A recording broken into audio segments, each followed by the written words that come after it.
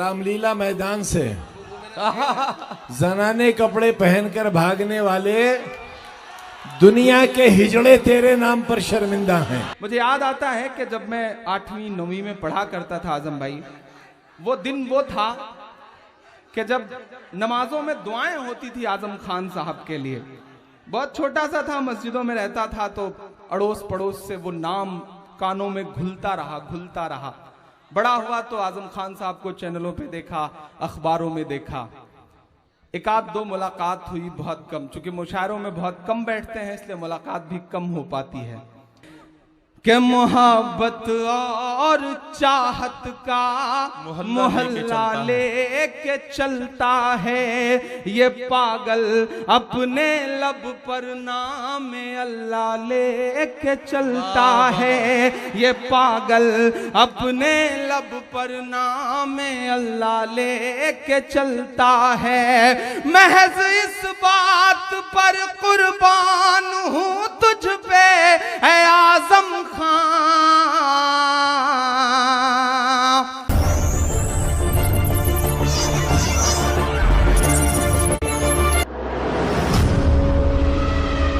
हमारे देश में एक बाबा हैं साहब, दुनिया की हर बीमारी का इलाज करने का दावा करते हैं वो, लेकिन आज तक अपनी फड़कती हुई आंख नहीं सही कर पाए साहब।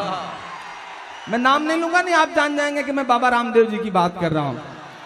पिछले दिनों उनका बयान आया कि कानून ने हाथ बांध रखे हैं वरना गर्दनें काट दी जाती। तभी उनके पीए ने उनसे कहा कि बाबा अगर गर्दनें काट दी जाएंगी तो जो अपना तेल और शैम्पू का बिजनेस है उसका क्या होगा। बाबा तुरंत चुप हो गए। मैं 4 मिसरे पढ़ता हूं, महज एक सवाल उछालता हूं उनकी तरफ। मुनव्वर सलीम साहब जैसी बड़ी शख्सियत की इसलिए चुप नहीं हुए थे, उनके बयान के बाद हमारा बयान जारी हुआ था। अरे वाह वाह वाह वाह।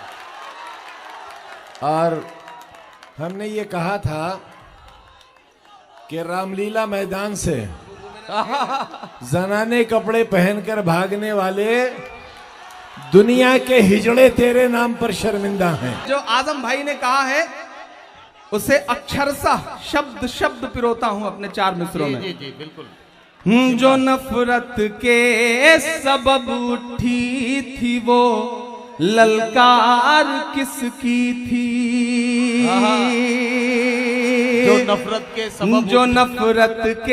सबब उठी थी वो ललकार किसकी थी। हमारे खून को प्यासी थी वो तलवार किसकी थी। हमारे खून को प्यासी थी वो तलवार किसकी थी। हमारी गर्दने मत काटिए बस ये बता दीजिए। कसम है कि खात को आपकी तालियों का शोर हरिद्वार तक जाए। मैं अगला मिसरा पढ़ता हूं। हमारी गर्दने मत काटिए बस ये बता दीजिए। जिसे तुम पहन कर भागे थे वो सलवार किसकी थी। जिसे पहन कर भागे थे वो सलवार किसकी थी। जो नफरत के सबब। इमरान ये 4 मिसरे फिर से पढ़िए एक बार। पढ़े जाएं, ये पढ़े जाएं तो बताइए, पढ़े जाएं। जो नफरत के सबब उठी थी वो ललकार किसकी थी। हमारे खून को प्यासी थी वो तलवार किसकी थी। हमारी गर्दने मत काटिए बस ये बता दीजिए। जिसे तुम पहन कर भागे थे वो सलवार किसकी थी। जिसे तुम पहन कर भागे थे वो सलवार किसकी थी। नहीं, ये चंद ठेकेदार नहीं तय करेंगे कि हम क्या बोलेंगे, क्या नहीं बोलेंगे, क्या खाएंगे, क्या पहनेंगे। हम उन्हें यह तय करने की इजाजत नहीं देंगे। ये कोई तय कर सकेगा तो जो हमारे रहबर हैं आजम साहब जैसे लोग, वो तय कर सकेंगे कि हमारी नस्लें क्या करेंगी, क्या बोलेंगी, क्या पहनेंगी। मैं 4 मिसरे पढ़ता हूं साहब कि तुम्हारे पहले बोला है, तुम्हारे बाद बोलेंगे। तुम्हारे पहले बोला है, तुम्हारे बाद मैं जानता हूं आपकी धड़कनें जो महसूस करती हैं, मैंने कोशिश करी है कि मैं उसे शब्द दे सकूं। मैं आपकी अदालत में हाजिर हूं। पढ़ता हूं 4 मिसरे कि तुम्हारे पहले बोला है, तुम्हारे बाद बोलेंगे।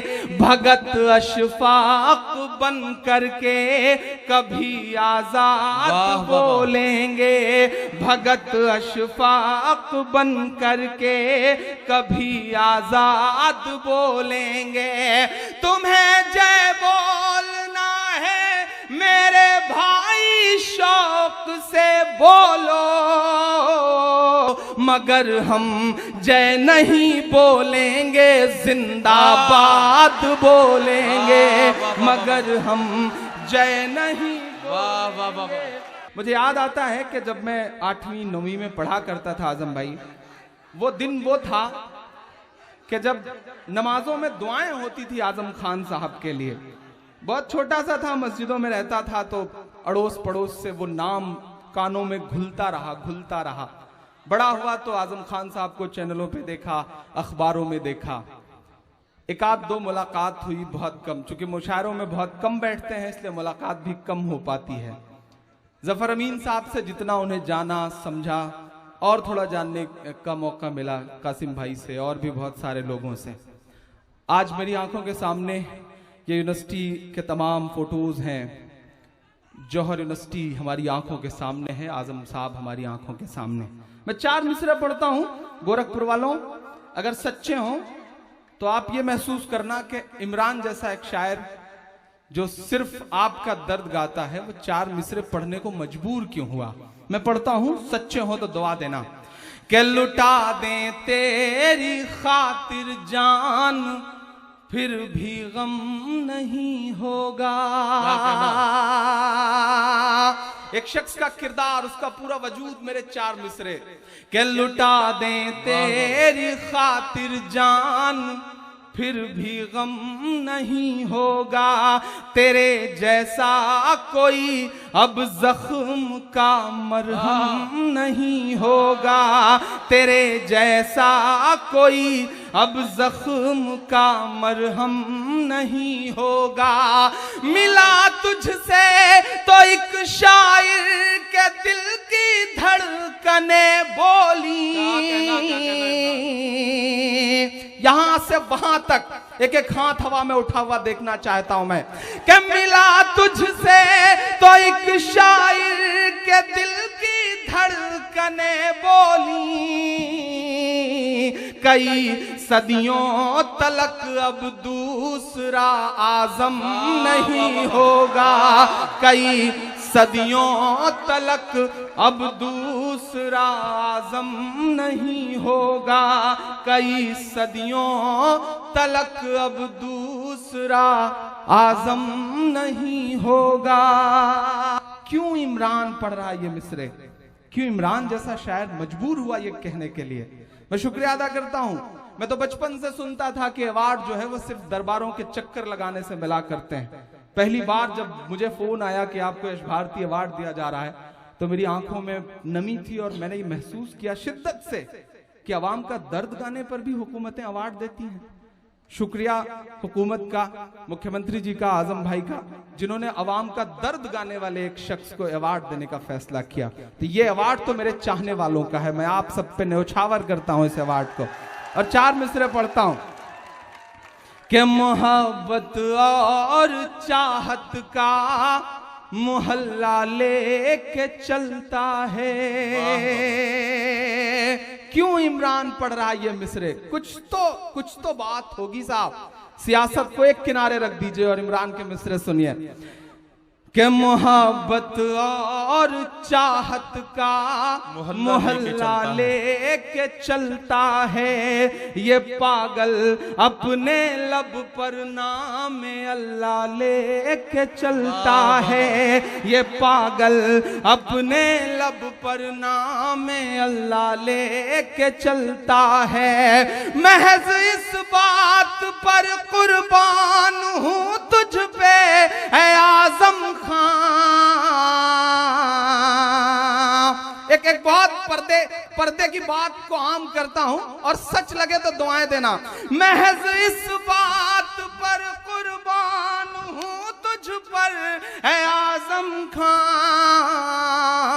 तू अपने साथ गाड़ी में मुसल्ला लेके चलता है, तू अपने साथ गाड़ी में मुसल्ला लेके चलता है।